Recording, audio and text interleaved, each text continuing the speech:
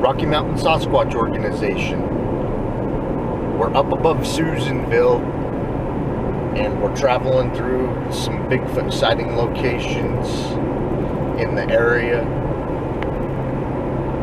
So we thought we would do a little round table and show you the area. We've done the Bigfoot sightings and stuff up here on location, and we'll include a link to some of those Pittville Road Bigfoot sightings and the Mount Lassen area Bigfoot sighting.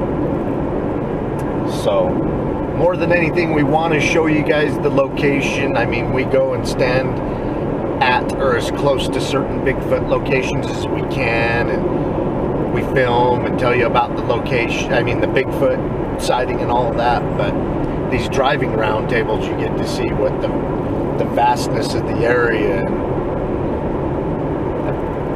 a bigger sample of the habitat than just standing at the point where it happened. You know what I mean? Because this is where these Bigfoot that people are seeing live. They don't live at that little 20 by 20 spot where the sighting took place. You know what I mean? Then of course it's nice to have a camera going in case you get a road crossing.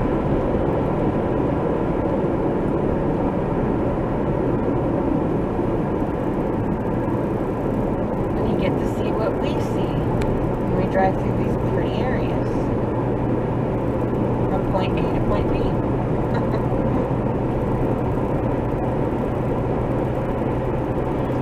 We're not, this isn't the Bigfoot expedition that we're on this area. We're just passing through. The Bigfoot expedition that we got going on is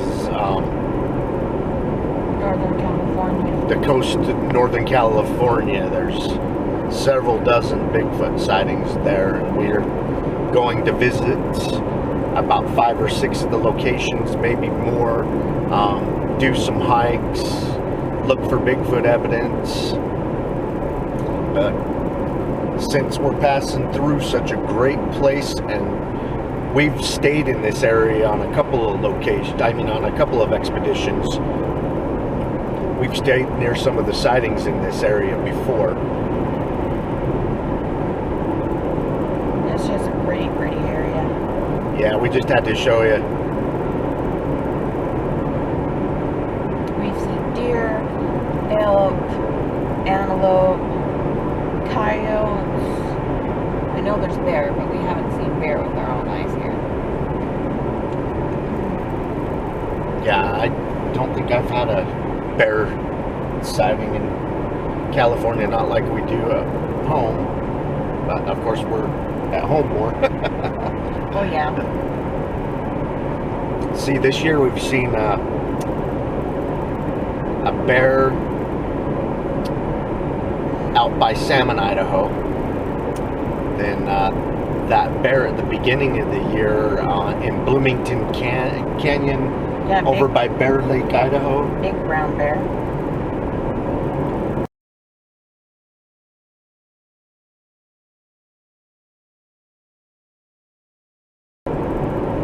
And when we were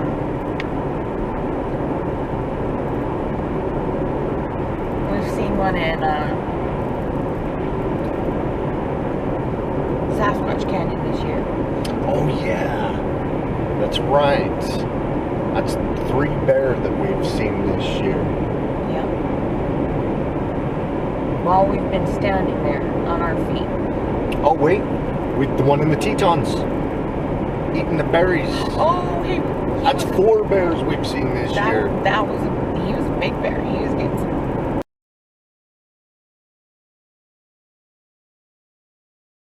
He was chowing. Yeah, he was. He didn't give a crap that anything was around. He just wanted to eat. Wow. Yeah, we were, 10, 15 feet away from him while he was munching away. I was too close for comfort. It was kind of... It was creepy. We Yeah. actually were taking pictures of some trees. We'll include the photos and maybe a little bit of a video clip of that bear in the Tetons, and you can see for yourself how close we were to a wild bear. I mean, we got up close to it before we knew it was there. We didn't do that on purpose. No. But we started filming it and taking pictures of it as we started backing off. Yeah, it was up in a tree eating some berries, and we were standing right next to it and didn't even know. In fact, I just saw some movement out of the corner of my eye and turned my head, and there it was. Yeah, and what's amazing is we were able to get that close to him without seeing him, and he's big, you know. I mean, I'm sure he weighed more than an average grown man. Oh yeah. It's amazing how quiet and how well an animal blends into its environment. Yep. Those are the type of situations that can turn into a bear attack real easy. Yep. Because we didn't see it until after we had already approached it and stood next to it. Yeah, I'm guessing 15 feet away. Oh yeah. Yep. You know, they're dark brown, black, that's good camouflage. Yeah, I'm usually not looking up in the trees for anything either, and it was in a tree. What was the movement that finally... Wow, there's quite a bit of snow still up here.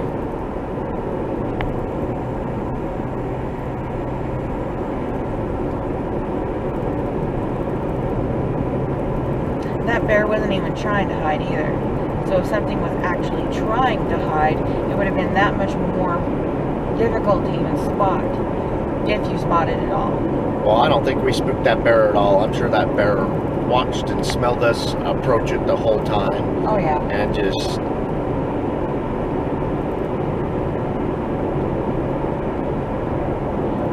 Yep, that's kind of scary. That's the closest I think I've stumbled upon a bear without seeing it. That's not a good situation. We got to be better at spotting stuff.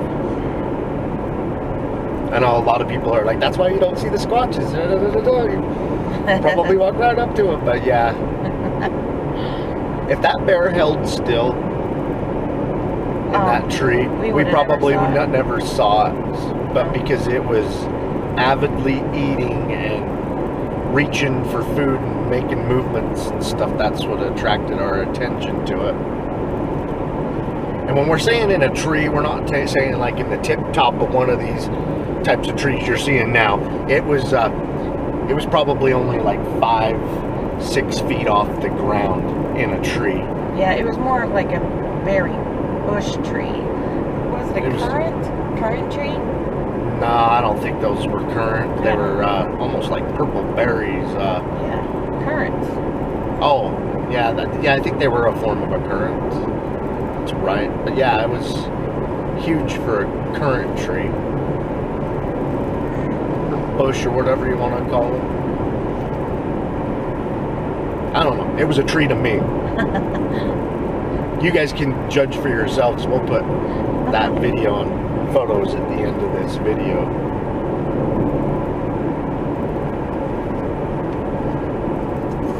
I know it's situations like that. It's like, God, we're never going to find Bigfoot. We have to walk within 15 feet before we see a bear. I'm sure happy he wasn't interested in us that day. No, he's too happy. That could have been a very bad situation for us.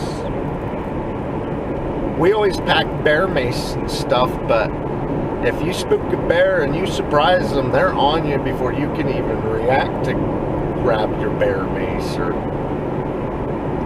if you have a firearm or whatever. Yeah, there's people that get killed by bears all the time that have a gun in their hand. It's just... They're fast, and it's their home. And if you scare them, that's what happens.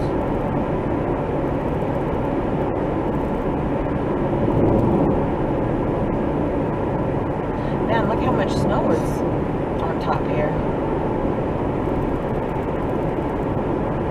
We'll probably drive past the Pittville road area or pretty close to that on this video.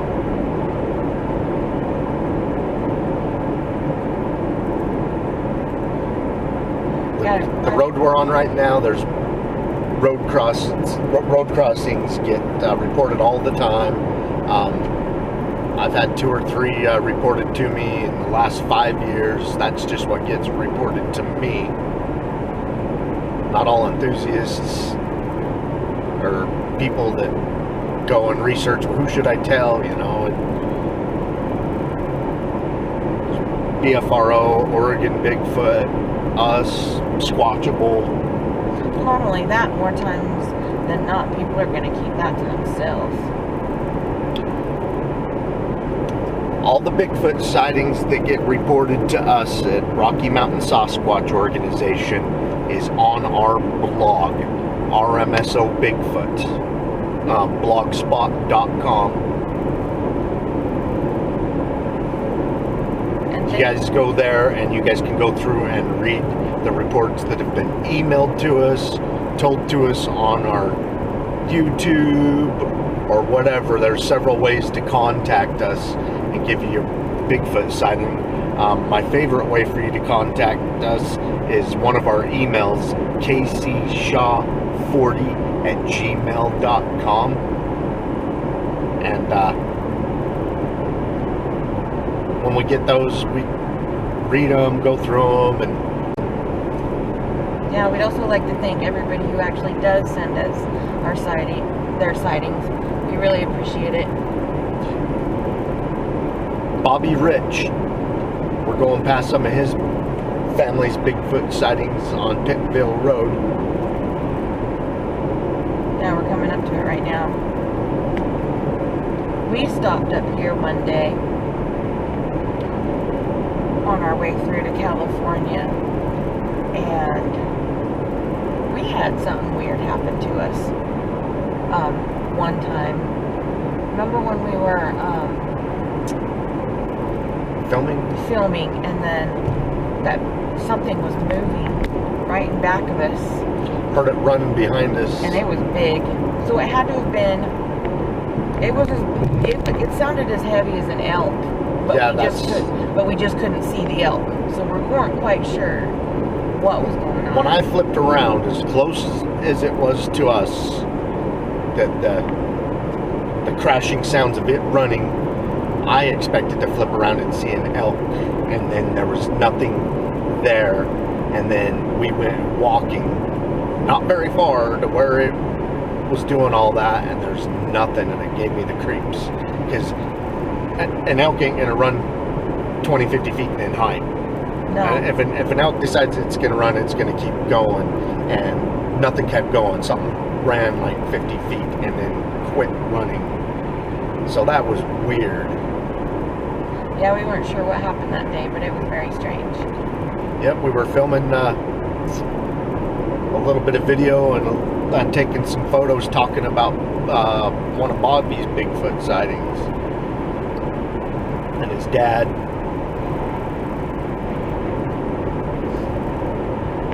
We did a podcast with Bobby so he could tell you about his sighting himself.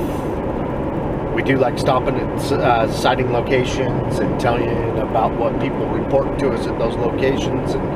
And if we can get them to come on and do a podcast and tell their own story, most people want to stay anonymous, and that's fine. But if you're okay, you know, doing a podcast with us and being on our show, we'd be happy to have you.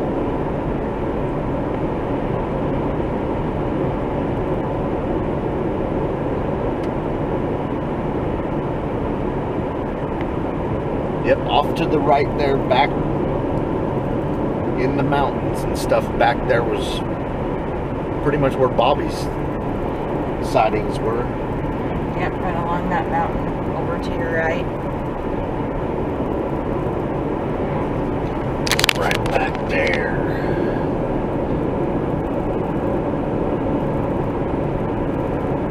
Keep the camera face that way for a little bit.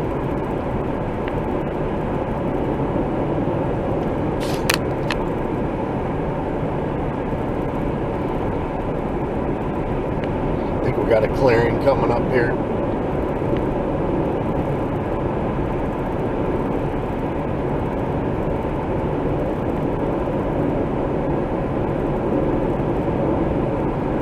We do a couple of expeditions almost every year out to Northern California, and we're really getting to know the area really well.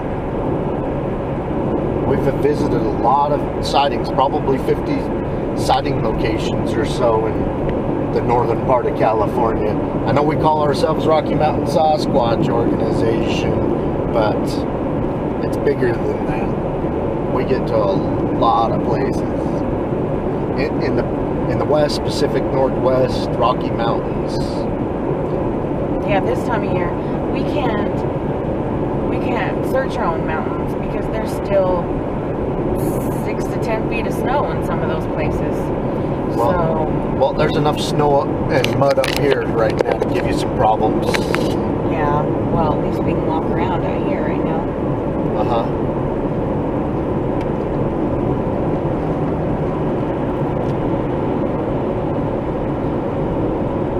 Yeah, if I was gonna camp up here, I'd probably wait another month or two to camp up here because it's gonna be muddy back in there.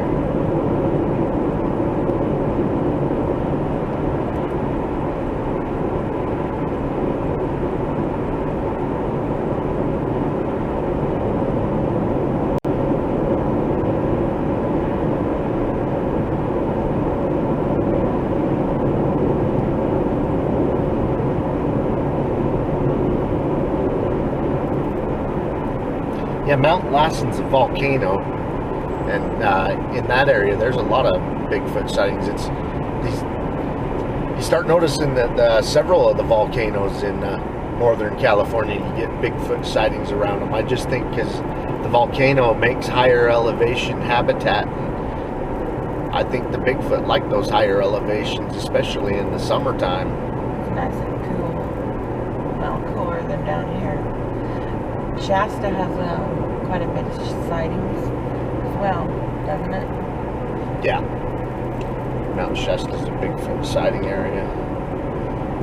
Not only the mountain, the lake, and the rivers in between.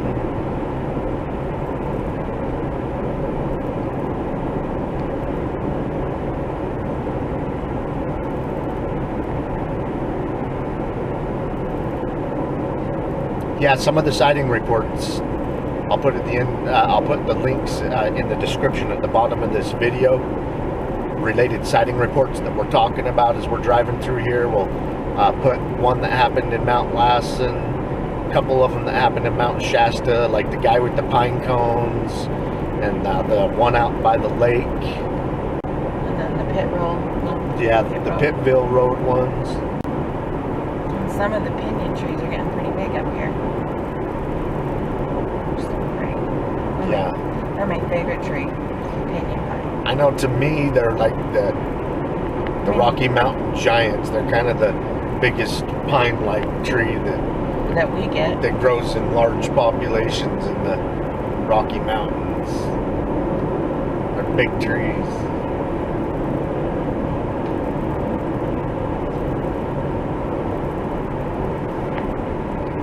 Also back home, the cottonwoods down in the river bottom get big.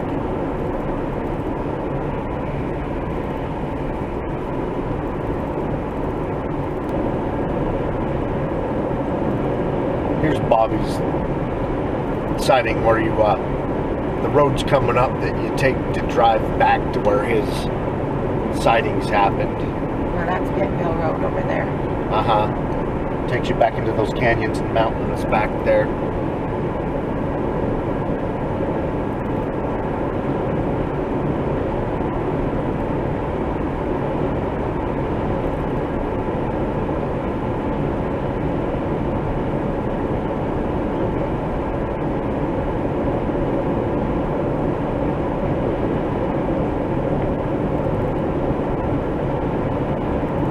Beautiful area.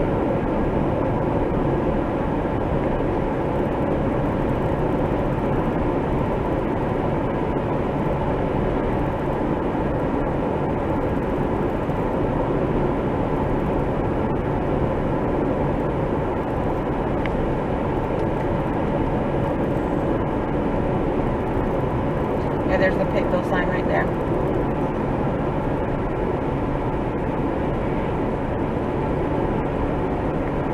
And there's Pittville Road right there. Yep, we've been back there several times, and it looks muddy. It looks like a bad time unless you got an ATV. Yep. And we do not. So. No. We do need to get the trailer and drag one around everywhere we go.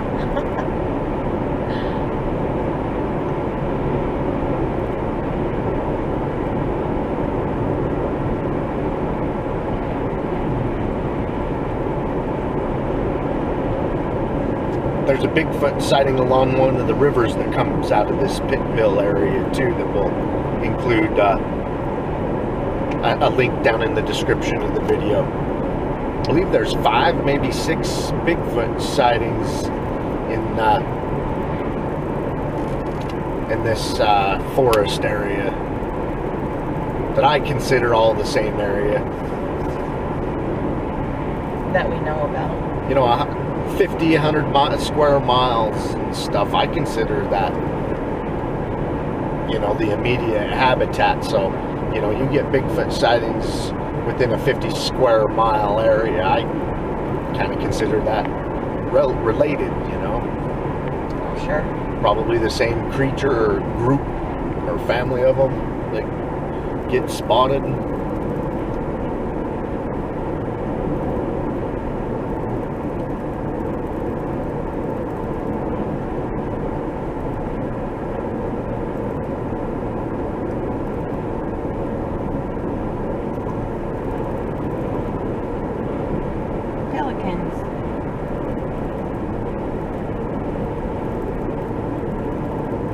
No. Those are swan. There's some cranes and there's and some stuff cranes too. right there. There's all kinds of bird animals out there. Out in Poison Lake. Well, it doesn't look poisoned. It's pretty.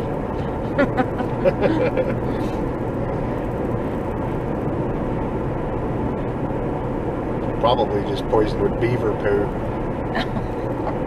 Giardia Lake. Uh-huh. Birds are fine with that. Well, that don't bother animals. It bothers us, though.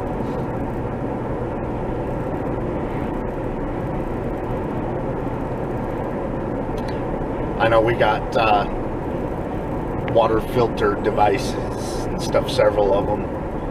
But even with filtered water, if I think there's even a chance there's a beaver around that water, or could have gotten that water from a beaver, I'd want it boiled too. Yeah, I heard Giardia is not that pleasant to have.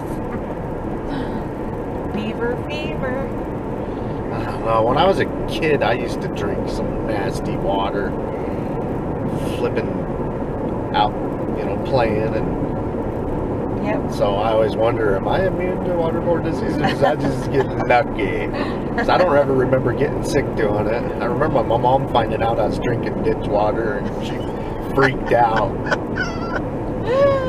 You know, we would irrigate several times a year. Our alfalfa fields and stuff, and yeah, us kids would be playing or just whatever, need a drink, and we'd sip right out of the dirty ditch. Yeah. I don't know how many times I've done that before my mom ever busted me doing it, and she freaking freaked. I thought I was gonna die, and I'm thinking, well, I've done it lots of times before. Oh my gosh. I mean, I would freak out if I caught my kid drinking ditch water too, though. I've drank out of creeks and streams and the hose, but I can tell you, I've never drank out of the ditch. I know now, thinking about it, I'm like, yeah. But when you're a kid, you don't know. It's water, you know. I saw the dog drinking it. Oh, you know? Oh, Kelly.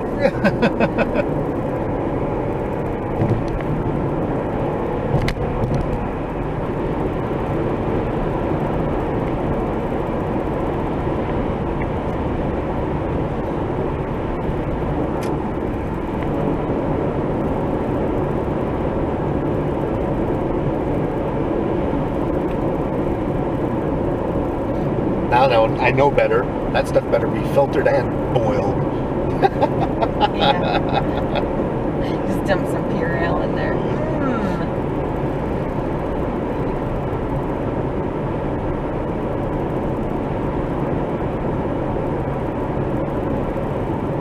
Trees are pretty thick up here.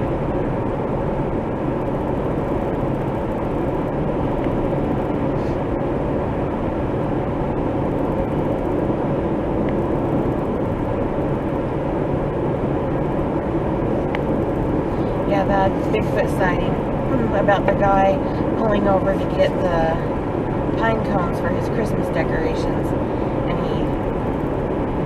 and it doesn't it kind of come up right behind him in the truck. Oh, that story really. And he has his little boy sleeping in the front seat of the truck. Yeah, that scared me.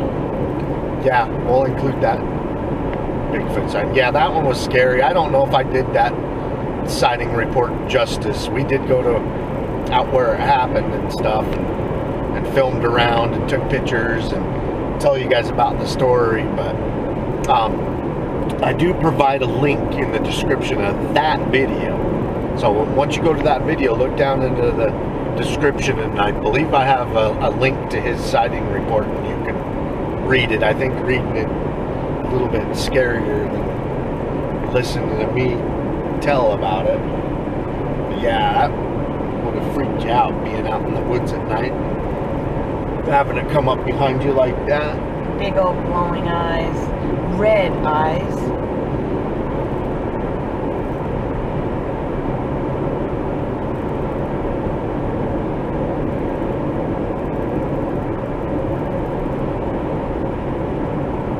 Yeah, he was collecting the giant pine cones that grow on certain types of pine trees up here. I mean, these pine cones are the size of a football, and some of the bigger ones are the size of a pineapple, you know.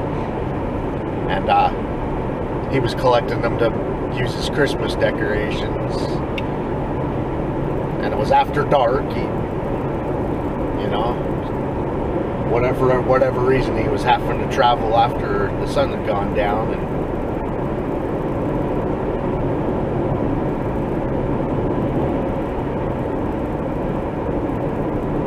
that's one of my favorite reports in these areas. Yeah, I really like that.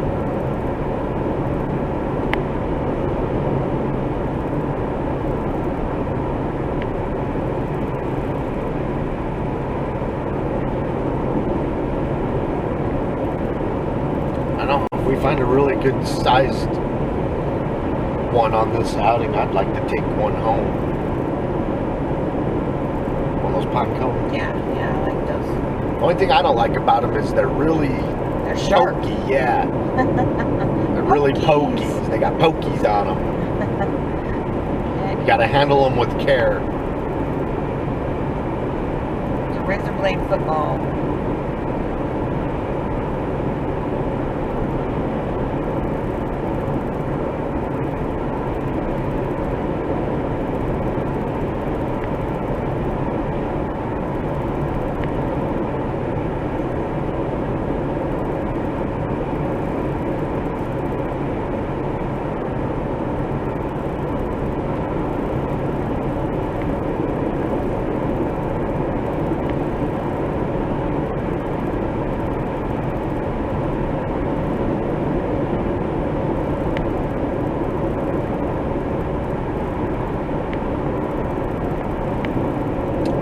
Sorry about some of the bug splatters on the windshield. I washed the windows before.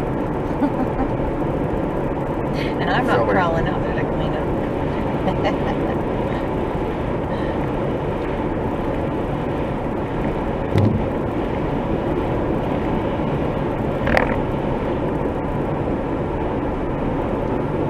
Oh, there's some deer.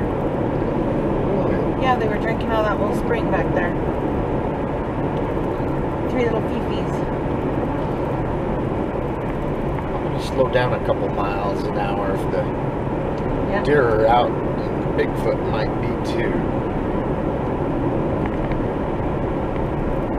They're like 8 Bigfoot that call this whole entire area home. Yeah, I do believe that they're very rare that get spotted a lot more, even though they're concerned with not being seen by predator prey,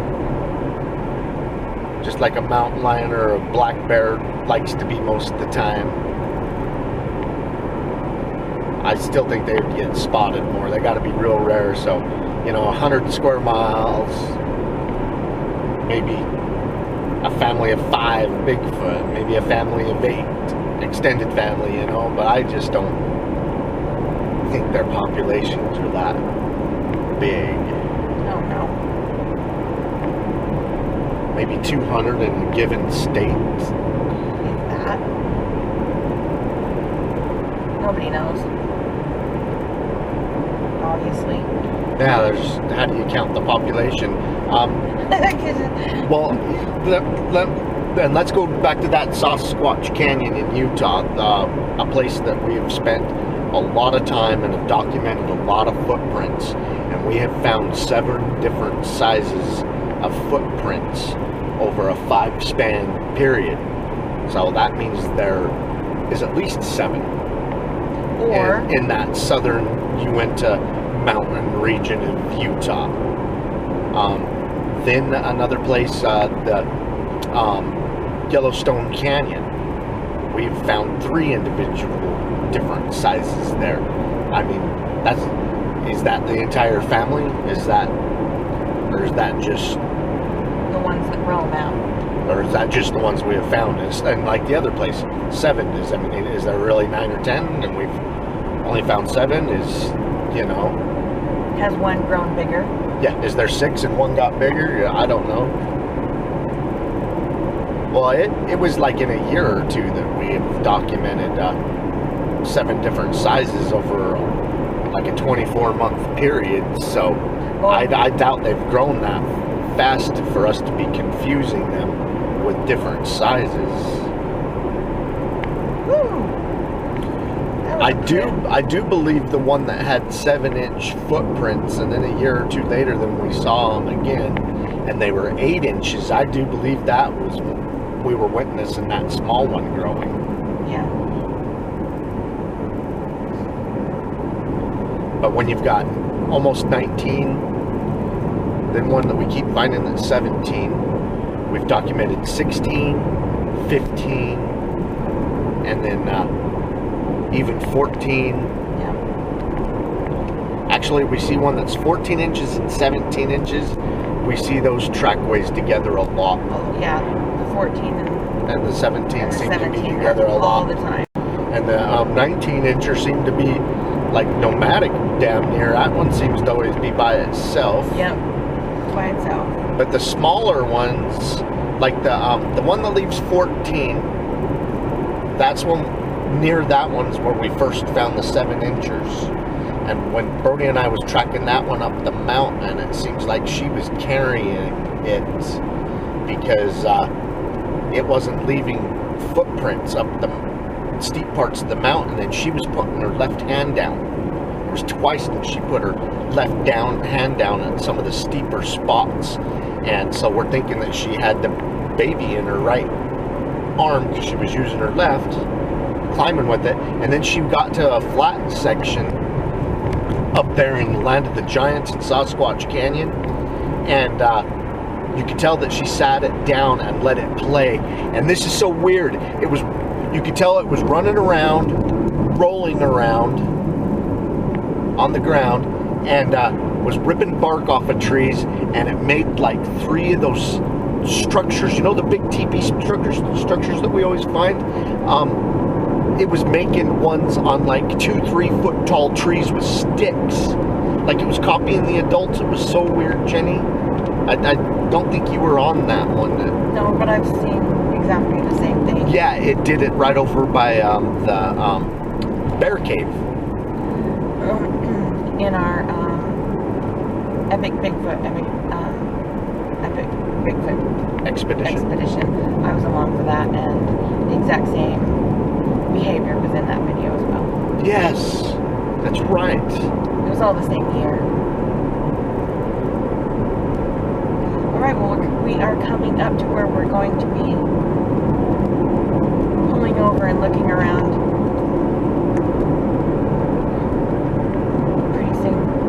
Yeah, I want you guys to see this volcano really well.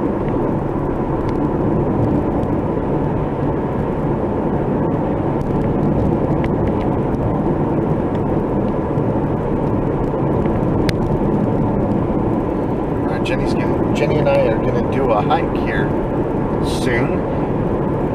So I hope you guys enjoyed a sample of the Bigfoot sighting area. We'll leave the descriptions, well, in the description of this video, we'll leave links to related videos in this area, the sighting reports and all that. I hope you enjoyed. We're gonna keep bringing you more Bigfoot sightings in the Pacific Northwest and the Rocky Mountains. She talked and messed me up. So we'll bring you more Bigfoot sightings in the Pacific Northwest and the Rocky Mountains. Keep on watching. We're going to keep on squatching.